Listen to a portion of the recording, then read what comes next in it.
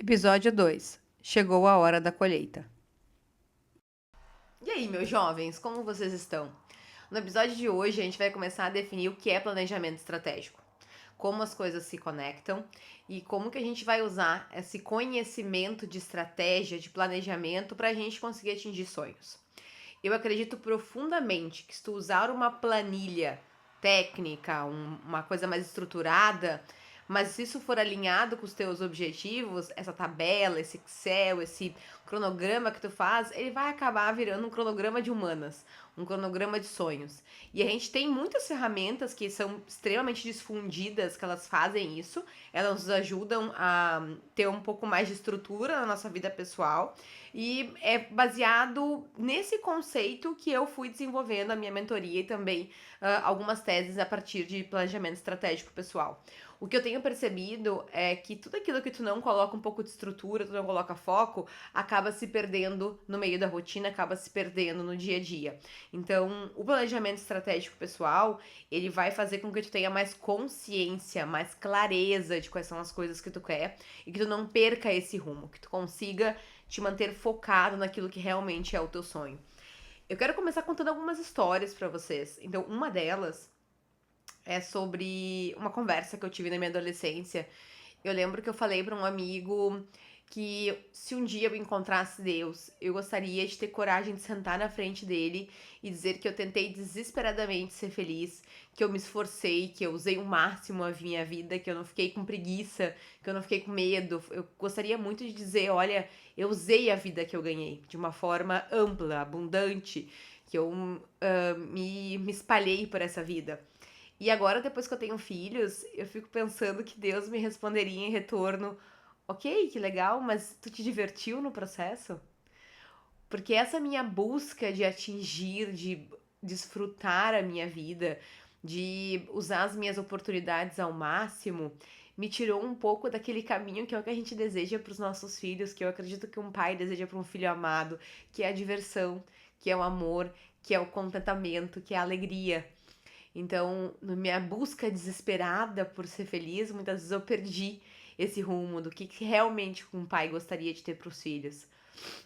Eu fico me perguntando se eu tivesse desde sempre, desde o início da minha carreira, desde o início da minha vida sozinha, se eu tivesse sido mais gentil comigo, como as coisas teriam sido, se eu tivesse feito escolhas mais alinhadas com o meu jeito de ser, como as coisas teriam caminhado. É óbvio que viver nesse campo do e se, ele não é seguro, né? Ele não traz nada de muito positivo pra gente, mas eu acredito que com o que eu tinha nas mãos, eu fui conseguindo fazer o melhor possível, mas teria sido muito mais gentil a minha jornada se eu tivesse focado no que eram realmente as coisas que o meu coração desejava. Eu gosto muito daquela frase que diz que você está no lugar certo, fazendo a coisa certa, sendo quem você é. Então, o planejamento estratégico, ele parte desse princípio. Hoje, tudo que você tem na sua vida está correto. Não existe um e se, não existem outras possibilidades. Então a gente tem que lutar contra essa vontade de pensar o que poderia ter sido diferente, as coisas que eu perdi. É a partir do que a gente tem hoje, com o que eu tenho hoje nas minhas mãos, com quem eu sou, com as coisas que eu já sei, o que, que eu posso começar a colher. Tem uma frase muito bonita da Bíblia que fala que a gente vai colher onde a gente nunca plantou. Então ele tem um pouco desse conceito de ancestralidade, de comunidade, de que a gente está conectado a alguma coisa maior. E eu tenho certeza que se tu analisar a tua vida, tu vai conseguir perceber que ao longo dos anos, em vários momentos, milagres aconteceram, coisas aconteceram que tu falou, nossa, eu nem me esforcei tanto, mas parece que esses caminhos se abriram. E eu acredito muito que isso tá conectado nessa teia da vida, sabe? Nesse lugar onde a gente acaba colhendo sem ter plantado, acaba colhendo sem a gente ter feito o esforço. Então, com isso em mente, quando eu montei a mentoria, quando eu montei o meu método, eu pensei, e se eu já puder colher coisas? E se eu já tenho o suficiente dentro de mim? E se eu já tenho experiência? E se eu já tenho valores? E se eu já tenho características dentro de mim que já me permitem receber coisas boas, que já me permitem colher? Como que seria isso? Como que seria, em vez de eu ter que colocar um esforço enorme para conseguir coisas novas, um esforço enorme para eu conseguir mudar de patamar, e se eu já usasse aquilo que tem dentro de mim? Porque quando eu comecei a fazer terapia e comecei a refletir com vários profissionais e eu contava a minha história, tinham coisas que eu trazia desde a minha infância, desde 9 anos, 13 anos, que já eram valorosas e eram habilidades que faziam parte do meu ser. Então, por que que em algum momento a minha cabeça entendeu que a única coisa que teria valor seria minha formação técnica, minha formação profissional, e não as experiências que eu tive ao longo da minha vida?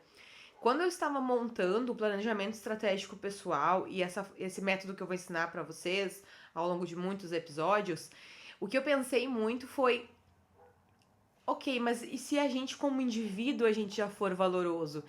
E pensem que eu fui construindo isso nos últimos 10 anos, mas ele realmente se consolidou pós a minha licença maternidade.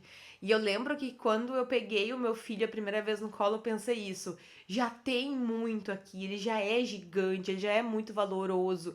Ele não precisa atingir 30 marcos diferentes para ter algum valor no mundo. E a gente traz muito esse discurso interno das formações. Eu lembro que quando eu conhecia alguma pessoa que tinha um currículo muito pesado, isso sempre me dava uma certa tristeza, que eu dizia, cara, eu nunca vou conseguir chegar lá. E realmente, talvez eu nunca consiga ter o currículo de algumas pessoas, mas a minha vivência, a forma como eu enxergo o mundo, ela é valorosa. Então, isso foi um dos centros do meu planejamento estratégico, né? Da forma como eu enxergo estratégia pessoal. Você está no lugar certo, fazendo a coisa certa, sendo a pessoa que você é. Tá tudo certo.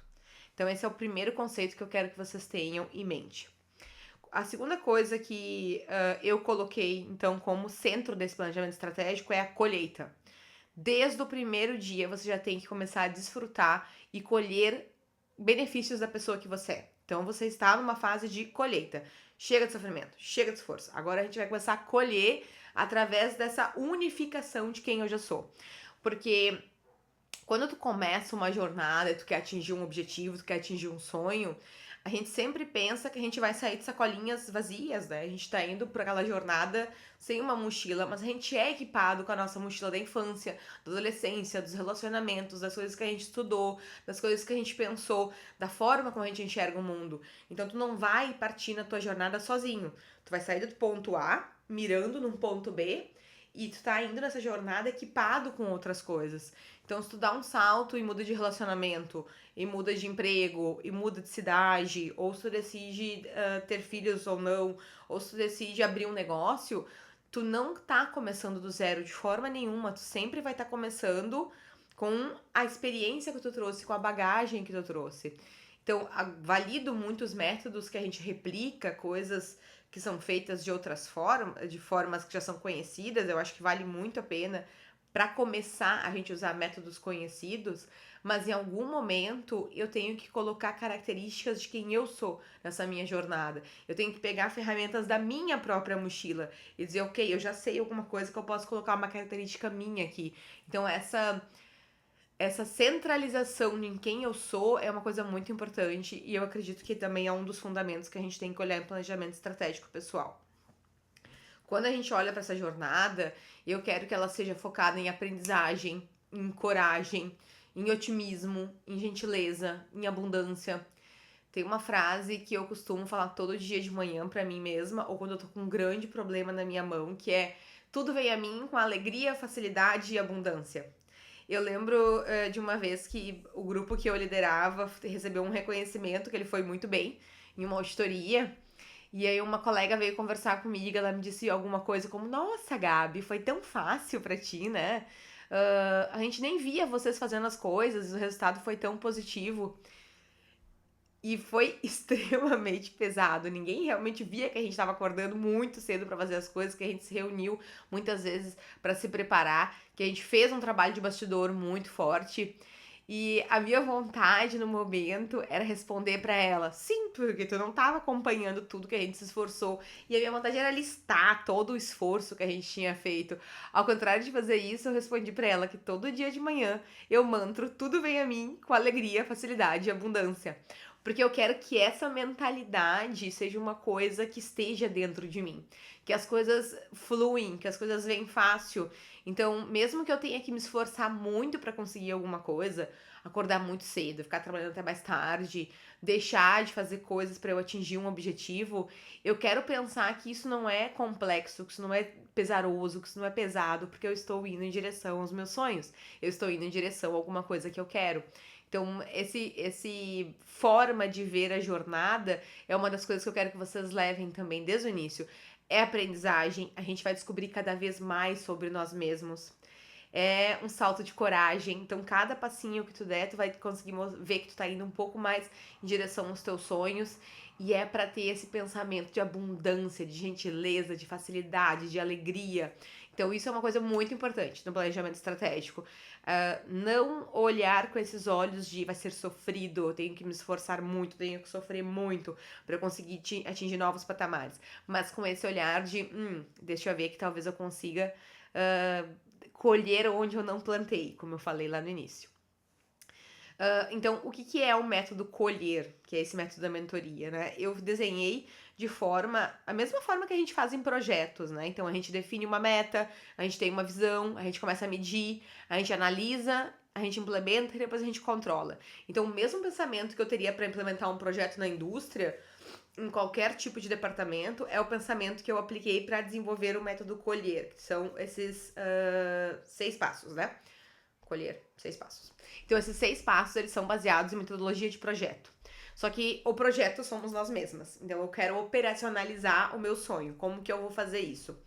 A primeira coisa que vai ser o meu convite para vocês e o chamado, a gente vai responder como exercício no final desse episódio, é começar a entender o que a voz dentro da nossa cabeça fala.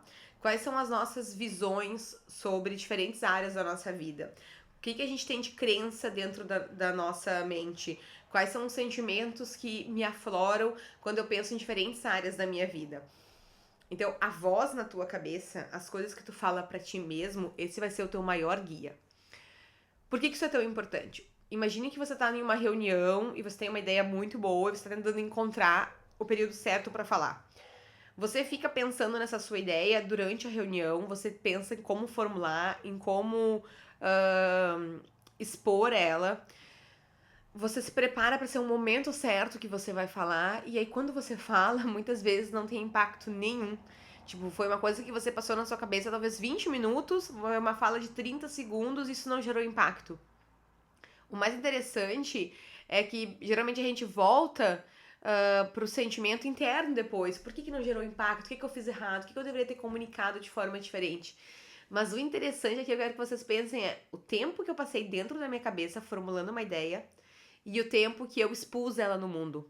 Então, geralmente, o nosso universo ele acontece aqui dentro. A realidade que eu tenho dentro da minha mente não é a realidade que eu experiencio o mundo, muitas vezes. O que está sendo dito dentro da nossa mente, a forma como nossa cabeça opera, ela controla absolutamente tudo. Então a gente vai começar a colocar alguns exercícios de mentalidade também. Então, como que eu faço para ir direcionando a minha mentalidade, alegria, abundância, leveza e facilidade, para que isso seja a minha forma de pensar. Então, cada vez mais eu vou pensar com essa mente otimista, positiva em relação a mim mesma, porque o tempo maior que eu passo é aqui dentro. A última voz que a gente vai ouvir no último dia vai ser a da nossa cabeça. Então, que essa voz seja gentil, generosa, divertida, que eu consiga fazer piadinhas comigo mesmo, que seja alegre dentro da minha mente. Como que a gente vai estruturar, então, o nosso planejamento estratégico para vocês já começarem a entender, tá? Que isso vai ser importante para o primeiro exercício que nós vamos fazer hoje. Eu dividi a vida em 5 pilares, muito importantes. O primeiro é corpo, o segundo é mente, o terceiro é espírito, o quarto é o financeiro e o quinto são as relações que a gente tem com o mundo, com os outros. Por que essas 5 áreas? De todas as pesquisas que eu fiz sobre planejamento estratégico, existem diferentes áreas que tu pode dividir, mas no momento que eu me encontrava e com as coisas que eu deixei de lado, vocês vão achar esse conceito da roda da vida também, por exemplo. Foi muito importante eu dividir nessas áreas para que eu conseguisse atender todas as Gabrielas que eu tenho dentro de mim. Então, quando eu divido nessas 5 áreas, eu consigo, de uma forma holística, me enxergar como um ser integral. O que é muito interessante quando tu faz aquele exercício roda da vida, a gente pode usar ele em um dos episódios também para explicar para vocês. O Roda da Vida, ele é um episódio, ele é uma ferramenta onde tu dá nota para todas as áreas da tua vida. Ele tem muito mais do que essas 5. Então eu usei a Roda da Vida como exemplo, por exemplo. Usei Ikigai também, usei outras ferramentas que nós temos. E essa Roda da Vida, tu consegue entender quais são as áreas que estão abandonadas. Quando a gente olha para o planejamento estratégico pessoal, o foco é: talvez eu tenha momentos da minha vida onde uma área tá mais ascendente do que a outra, então eu dou mais foco nessa área, mas eu não posso abandonar nenhuma das áreas da minha vida. E eu trouxe para vocês alguns exemplos de filme que são muito interessantes, que é quando essa área da vida começa a ser abandonada. Então, quando a gente tá falando de corpo, por exemplo, o nosso. Sempre a gente vai pensar, tipo assim, o que é o meu medo em relação ao corpo, né? Quais são as coisas que eu não quero ter? E aí depois eu penso quais são as coisas que eu quero ter. Então, perdas e ganhos. Sempre nesse lugar de o positivo e o negativo. O que eu chamo de corpo é tudo que é físico, tá? Então é a parte estética, é a parte de estilo, é a parte de saúde, de disposição, é o meu corpo mesmo, como eu uso esse corpo, como eu me apresento, qual é a minha aparência, como eu me apresento no mundo. Então aqui a gente vai pensar, por exemplo, quando eu for mais velho, como que tá a minha autonomia? Ou então eu penso em termos de estilo, se eu sou uma pessoa que tá sempre se vestindo com roupas mais que eu considero de ficar em casa, mas eu admiro pessoas que têm estilo, que conseguem se arrumar um pouco melhor. Então, como que eu vou fazer para me direcionar para eu ser uma pessoa com mais estilo também? Para eu conseguir entender um pouco desse impacto do que é o desleixo com o corpo, eu selecionei o filme A Baleia. Ele é um filme onde um homem muito inteligente, ele tem uma carreira legal, ele destrói um pouco a família, ele destrói a família dele, então ele tem uma dificuldade de se relacionar, ele tá sem fé, o espírito dele tá fraco. Então vocês vão conseguir entender um pouco desse impacto do meu corpo na minha vida como um todo. Esse filme é muito interessante pra gente refletir como que a gente se cuida, né? Como que a gente considera que o nosso corpo é um templo. No segundo pilar, que é a mente, aqui a gente tem tudo que é desenvolvimento pessoal e desenvolvimento profissional. Então, o que eu quero estudar, o que eu quero aprender, que tipo de mente mais técnica eu quero ter, quais são as coisas que eu quero saber ao longo da minha vida. Então, aqui o filme que eu selecionei é o Pra Sempre Alice. Pra Sempre Alice é uma mulher que tem Alzheimer precoce. Então, ali a gente consegue entender um pouco esse impacto da mente na nossa vida, né? Essa saúde mental, essa forma como eu traço metas de aprendizagem para mim e como eu uso a minha mente é importante e o que é o papel da mente na nossa vida. Então, esse filme é muito interessante, Para Sempre Alice. O terceiro pilar é o espírito. O que eu chamo de espírito não tem a ver com religião, ele tem a ver com espiritualidade, com alma, com quem eu sou. Então, no teu espírito vai ter, por exemplo, valores, comportamentos. Se tu é uma pessoa que sente muita raiva, como que tu expressa essa raiva? Se tu é uma pessoa que sente muito medo, como que esse medo interfere na tua vida? Como que tu te posiciona no mundo? Se eu for descrever a Gabriela, eu descrevo como? A Gabriela é uma rabugenta, a Gabriela é uma pessoa alegre, a Gabriela é uma pessoa energética. Então isso é espírito, é a forma como tu te apresenta no mundo. Aqui eu selecionei a série House, porque o House ele é brilhante, ele é um médico muito inteligente, mas ele é um rabugento, o espírito dele é muito complexo, ele é uma pessoa cheia de traumas. Ele tá o tempo inteiro perdendo grandes oportunidades da vida por causa daquele espírito dele que ele não muda. Então ele vive em dor, né? Ele tem dor física, ele tem dor crônica, mas aquilo afeta o espírito dele de forma profunda. Então, esse é muito interessante para vocês entenderem. E aí, com 2 capítulos, você já consegue entender o que o teu espírito ele influencia na tua vida, o que a tua forma de te colocar no mundo ele acaba mudando muitas vezes os teus sonhos, te impedindo de conseguir algumas coisas. Em finanças, aqui ele pode ser o teu estilo de vida. Então, financeiramente, que tipo de vida eu quero ter? Eu quero ter uma vida mais essencialista, eu quero ter uma vida mais baseada em luxos. Eu tô me preparando pra minha velhice, pro final da minha vida, quando eu não puder mais fazer renda, como que eu estou fazendo as minhas economias. Então, finanças, a gente vai pensar de forma geral como que eu organizo a minha vida do ponto de vista material. Aqui, o filme que eu selecionei foi A Procura da Felicidade. É aquele onde um pai solo, ele tenta mudar o patamar financeiro dele para conseguir dar mais oportunidades para o filho. Então, ele dá muito a entender esse patamar, o que é o impacto das finanças na nossa vida e como isso vai impactando como um todo. O quinto pilar é relações.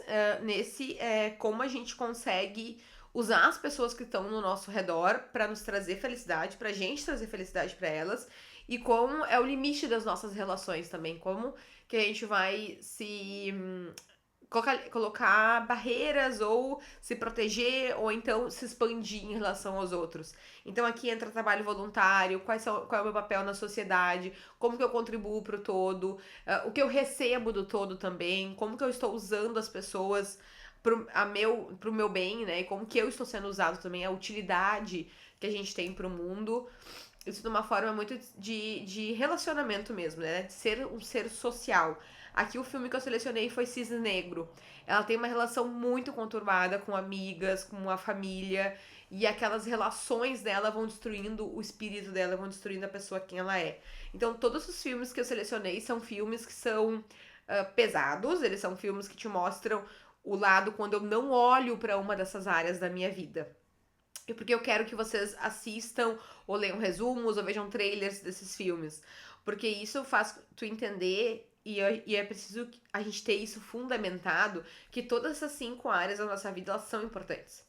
Então, não adianta eu ser uma pessoa com desenvolvimento profissional incrível, uma carreira incrível, e eu ficar doente uma vez por semana, uma vez por mês. Porque meu corpo fraco, ele não vai me permitir ter a minha melhor performance cognitiva, ele não vai me permitir ascender, em algum momento ele vai me parar. Ou então eu tenho uma carreira legal, um corpo legal, mas toda vez que eu me encontro com algumas pessoas que são no meu ciclo de relação, essas pessoas me diminuem, essas pessoas me destroem.